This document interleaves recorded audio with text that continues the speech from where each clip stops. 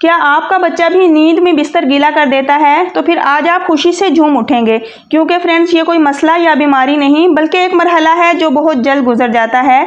तो तकरीबन हर 10 में से एक बच्चे के साथ ये मसला लाजमी दरपेश होता है, जिससे अक्सर माएँ भी परेशान होती हैं और बच्चा भी बेचैन रहता है। तो इसमें कोई परेशानी वाली बात नहीं है, बड़ा ही एक आसान सा नुस्खा मैं आपके लिए लेकर आई हूँ जो 100% वर्क करता है। तो इंशाल्लाह इस नुस्खे को अगर आप इस्तेमाल करेंगे तो आपके बच्चे की दिनों में ही ये आदत ख़त्म हो जाएगी। और इसके अलावा 5 मैं छोटी छोटी टिप्स भी लेकर आई हूँ जिन्हें फॉलो करके आप अपने बच्चे की बिस्तर गीला करने की आदत छुड़वाने में मदद ले सकते हैं। तो सर्दी आने से पहले पहले ये ज़बरदस्त नुस्खा आप भी लाजमी से इस्तेमाल करें। तो चलें फिर इसे बनाना शुरू करते हैं। बिस्मिल्लाहिर्रहमानिर्रहीम। तो सबसे पहले फ्रेंड्स मैंने यहाँ पर जो चीज़ ली है उसमें मैंने खजूर ली है। तो खजूर आपने इस तरह लेनी है जो बिल्कुल डार्क वाली और नरम वाली खजूर होती है, क्योंकि इसमें रेशा और फाइबर्स बहुत ज़्यादा पाए जाते हैं। तो फ्रेंड्स आप भी जानते होंगे कि खजूर एक मुकम्मल ग़िज़ा है, तो इसीलिए आपने इसमें खजूर का ही इस्तेमाल करना है, चीनी या फिर गुड़ का इस्तेमाल नहीं करना, क्योंकि इससे फिर डायबिटीज़ वगैरह का भी ख़तरा हो सकता है। तो आपने खजूर का ही इस्तेमाल करना है। खजूर को आपने अच्छे से पहले वॉश करना है। तो वॉश करने के बाद अब मैं इसमें से इसका बीज निकालूंगी और अंदर से भी मैं चेक करती जाऊंगी कि हमारी खजूर अच्छे तरीके से मतलब कीड़े वगैरह से साफ़ होनी चाहिए। तो खजूर का इस्तेमाल इसलिए इस नुस्खे में कर रहे हैं कि ये एक मुकम्मल ग़िज़ा है और इस तरह फिर अंदरूनी तौर पर बच्चे की जो कमज़ोरी होगी वो दूर होगी और मसाना अच्छे से नशोनुमा पाएगा। तो यहाँ पर इसी तरह मैं 1 बाय 1 करती जाऊँगी और ये सारी खजूरें मैंने रेडी कर ली हैं। तो फ्रेंड्स खजूर मैंने ½ kg ली है। अब यहाँ पर अगर आपके पास चॉपर हो तो आप इसको चॉपर में भी बारीक चॉप कर सकते हैं, नहीं तो फिर इसी तरह कोई भी कूंडी डंडा ले लें, उसकी मदद से भी आप इसको बारीक पीस सकते हैं। तो मैं यहाँ कूंडी डंडे की मदद से इसको पीस लूँगी, क्योंकि फ्रेंड्स हर घर में चॉपर नहीं होता। तो मैं बड़ा ही एक आसान तरीके से ये नुस्खा बनाकर आपके साथ शेयर करूँगी ताकि हर कोई इस नुस्खे को आसानी के साथ तैयार कर ले। तो इसके साथ साथ मैं यहाँ आपके साथ 5 ज़बरदस्त किस्म की टिप्स भी शेयर करूँगी। तो यहाँ पर टिप नंबर 1 है कि फ्रेंड्स अगर आपका बच्चा 7 साल की उम्र के अंडर है और नींद में सूसू निकल जाता है तो फिर आपने बिल्कुल परेशान नहीं होना, क्योंकि ये कोई बीमारी नहीं बल्कि एक ख़ास मरहला होता है जिसमें बच्चे का मसाना अभी नशोनुमा पा रहा होता है। तो इसमें बच्चा कसूरवार बिल्कुल भी नहीं, क्योंकि ये जिस्मानी नशोनुमा का ही एक हिस्सा होता है जो कि कुछ बच्चों में थोड़ा देर से मुकम्मल होता है। तो इसलिए आपने अपने बच्चे की नशोनुमा पर तवज्जो देनी है। तो यहाँ पर इसको अब बनाना भी शुरू करते हैं हम साथ साथ, और साथ साथ मैं आपके साथ ये टिप्स भी शेयर करती जाऊंगी और नुस्खा भी शेयर करती जाऊंगी। तो यहाँ पर इसको बनाने के लिए मैंने एक कढ़ाई में 1 कप घी ऐड किया है। फ्रेंड्स आप चाहें तो इसमें देसी घी भी ऐड कर सकते हैं या फिर बटर वगैरह का यूज़ कर सकते हैं, ताकि बच्चे को जो है एक हेल्दी नुस्खा मिले। तो यहाँ पर मैंने इसमें 1.5 प्याली छान कर बेसन ऐड किया है। तो बेसन की जगह आप भुने हुए चने को पीस कर भी उसका सफूफ पाउडर बनाकर भी वो यूज़ कर सकते हैं, लेकिन मैंने यहाँ पर बेसन का यूज़ किया है ताकि थोड़ी आसानी हो सके, क्योंकि फ्रेंड्स बेसन में बहुत ज़्यादा फाइबर्स पाए जाते हैं। तो अगर आप बच्चे की डाइट में फाइबर्स का भरपूर इस्तेमाल करेंगे तो इस तरह बच्चे को फिर कब्ज़ से छुटकारा मिलेगा और कब्ज़ ना होने की वजह से बच्चे के मसाने के ऊपर जो प्रेशर पड़ता है वो भी नहीं पड़ेगा। तो इंशाल्लाह इस तरह दिनों में ही आपके बच्चे की बेड वेटिंग की आदत जो है वो ख़त्म हो जाएगी और मसाना मजबूत होगा।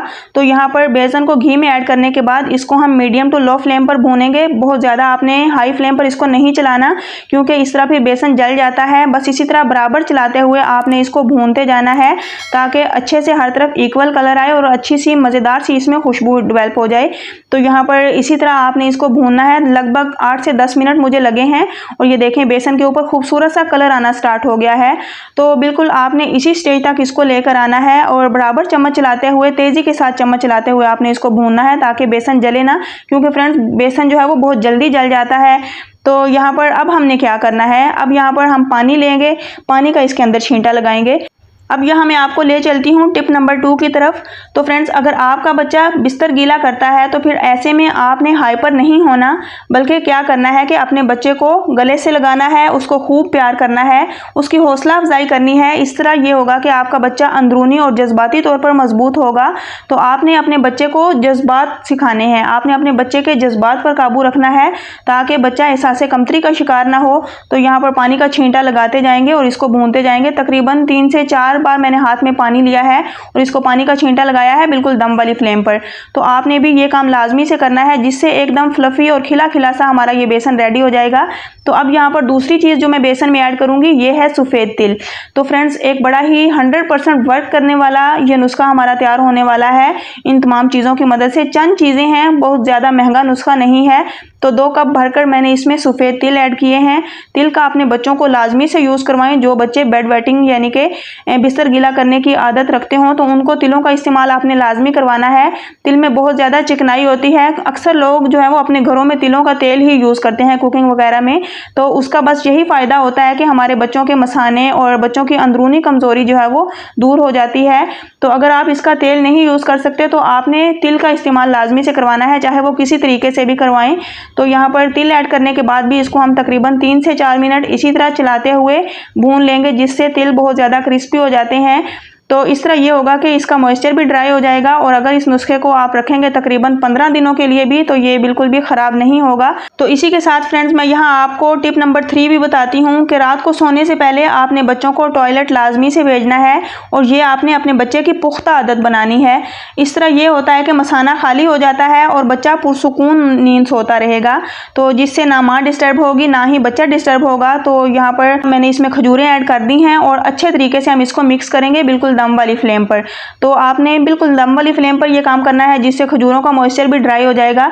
तो यहाँ पर इसको मिक्स करते हुए अच्छे से जब आपने इसको मिक्स कर लिया है कि ये शेप पकड़ने लगे तो इसको हम छोड़ देंगे 15 से 20 मिनट के लिए, ताकि ये अच्छे से ठंडा हो जाए। फिर हम इसको कोई भी शेप देकर तैयार कर लेंगे। तो यहाँ पर ये मिक्सचर हमारा ठंडा हो चुका है।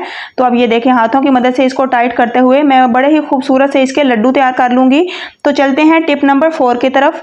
रात को ज़्यादा पानी ना पीने दें अपने बच्चों को, ताकि मसाने पर वज़न ना रहे, क्योंकि कमज़ोर मसाने की वजह से यूरिन लीक होने लगता है, जिससे बिस्तर गीला हो जाता है और इस तरह आपका बच्चा बेचैन हो जाता है, परेशान हो जाता है। तो इन छोटी छोटी टिप्स को जब आप फॉलो करेंगे और साथ ही ये ज़बरदस्त नुस्खा अपने बच्चों को यूज़ करवाएंगे तो इंशाल्लाह आप दिनों में ही फ़र्क देखेंगे।